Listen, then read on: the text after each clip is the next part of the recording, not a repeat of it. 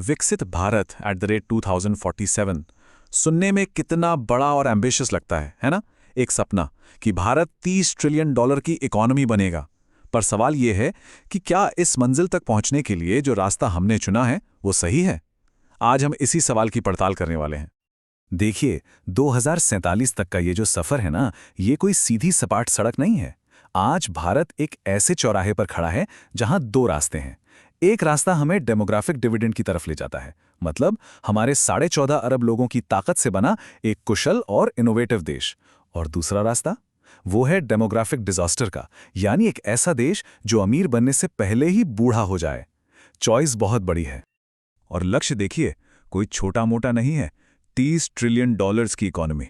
ये आंकड़ा ही अपने आप में हमारी एम्बिशंस को दिखाता है। लेकिन हम सब जानते हैं, किसी भी बड़े लक्ष्य के लिए एक मजबूत स्ट्रैटेजी चाहिए होती है। तो फिर सवाल वही है, हमारी स्ट्रैटेजी आखिर है क्या? कहते हैं कि किसी भी देश की असली प्राथमिकताएं उसके बजट में दिखती हैं। पैसा कहां जा रहा है वही उसकी असलियत बताता है। और जब हम भारत के बजट को गौर से देखते हैं तो एक बहुत बड़ा स्ट्रक्चरल इम्बैलेंस साफ साफ नजर आता है। तो चलिए देखते हैं कि हमारा पैसा असल में जा कहां रहा है। तो सरकार का फोकस कहां है? एकदम साफ है, फिजिकल एसेट्स पर, मतलब सड़कें, रेलवे, एयरपोर्ट्स, इन पर जबरदस्त निवेश हो रहा है। इसका सबूत है फिस्कल ईयर 27 के लिए रिकॉर्ड 12.22 लाख करोड़ का कैपिटल एक्सपेंडिचर। यह सरकार की मौजूदा प्राथमिकता है, इसमें कोई शक नहीं। सड़कें शानदार बन रही हैं, एयरपोर्ट्स वर्ल्ड क्लास हैं, सब बढ़िया है। लेकिन यहां एक बहुत जरूरी सवाल खड़ा होता है, उन लोगों का क्या जो इन सब का इस्तेमाल करेंगे? क्या हम अपनी ह्यूमन कैपिटल में, अपने लोगों में भी उतना ही निवेश कर रहे हैं? और यहीं पर लक्ष्य और हकीकत में एक बहुत बड़ा फासला नजर आता है। हमारी नेशनल एजुकेशन पॉलिसी 2020 साफ-साफ कहती है कि हमें अपनी जीडीपी का 6% हिस्सा शिक्षा पर खर्च करना चाहिए। ये हमारा लक्ष्य है। और हम कर कितना रहे? सिर्फ 2.8%, मतलब आधे से भी कम। ये जो गैप है, ये बहुत बड़ा है। और ये कहानी सिर्फ शिक्षा की नहीं है। आप ह्यूमन कैपिटल के किसी भी सेक्टर को देख लीजिए, कहानी सेम है। हेल्थ केयर में हम अपने लक्ष्य से करीब 1.5% पीछे हैं, और रिसर्च एंड डेवलपमेंट में तो लगभग 1.3%। मतलब हम हर उस जरूरी चीज में कम निवेश कर रहे हैं जो हमारे लोगों को भविष्य के लिए तैयार करेगी। तो ठीक है, ये तो हुए आंकड़े और परसेंटेजेस, लेकिन असल दुनिया में इनका मतलब क्या है? इन बजट के फैसलों का हमारे नौजवानों पर क्या असर पड़ रहा है? चलिए अब कॉन्क्रीट से हटकर इसकी मानवीय कीमत को समझते हैं। हमारे एजुकेशन सिस्टम का आउटकम क्या है? ये आंकड़े जरा देखिए, ये आपको चौंका देंगे। हर 100 स्टूडेंट्स में से सिर्फ 12 को ही फॉर्मल नौकरी मिल पाती है। 25 या तो बेरोजगार रहते हैं या फिर अपनी काबिलियत से बहुत कम स्तर का काम करते हैं। इसका सीधा मतलब यह है कि हमारे लगभग आधे युवा लेबर मार्केट की जरूरतों से बिल्कुल मेल नहीं खाते। आइए इन नंबर्स को और गहराई से देखते हैं। बिजनेस एज यूजुअल, मतलब जो अभी चल रहा है, और एक आइडियल सिचुएशन जहां हम शिक्षा पर जोर दें, उसमें जमीन आसमान का फर्क है। आज 100 में से 12 स्टूडेंट्स को फॉर्मल जॉब मिलती है। अगर सही निवेश होता तो ये नंबर 38 हो सकता था। भविष्य के सेक्टर्स जैसे स्टेम और एआई में सिर्फ 2 छात्र पहुंच पाते हैं, जबकि 14 पहुंच सकते थे। सबसे बड़ी बात यह है कि हम अपनी कितनी ज्यादा क्षमता बर्बाद कर रहे हैं। और इसका एक और बहुत बड़ा साइड इफेक्ट है, ब्रेन ड्रेन। हर साल भारतीय परिवार अपने बच्चों की विदेशी शिक्षा पर लगभग $47 बिलियन खर्च करते हैं। यह एक बहुत बहुत बड़ी रकम है जो हमारे देश की प्रतिभा और पूंजी दोनों को बाहर ले जा रही है। सोर्स एनालिसिस का ये कोट, अगर हम कुछ नहीं करते हैं तो उसके सबसे बड़े आर्थिक खतरे को बताता है।